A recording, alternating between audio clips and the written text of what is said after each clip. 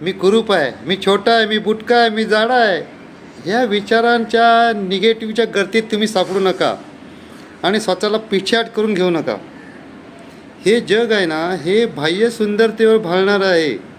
Okay, तर अंतर्मनाची शुद्धता महत्त्वाची आहे याच्यामध्ये. बघा, तुम्ही स्वतःवर प्रेम करायला लागा, स्वतःला सुंदर समजा, स्वतःच एक स्वतः मोटिवेशन आहेत, हे करा.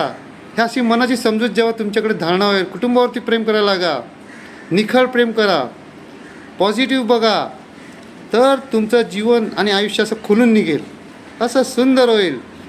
एक सुख, एक शांती, एक समाधान तुम्हाला गवसेल आणि त्याच आधारावरती तुमच्यापुढे खंबीर नेतृत्व, निर्धार दिसून येईल.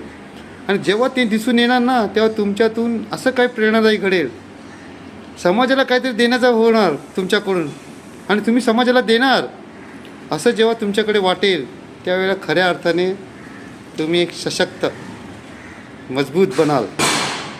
तर बघा, चेंज करा, प्रयत्न करा. शेवटी आपणच आपल्या जीवनाचे शिल्पकार. वामनराव पै बोललेले आहेत, तुम्हीच आहेत तुमच्या जीवनाचे शिल्पकार. करून बघा.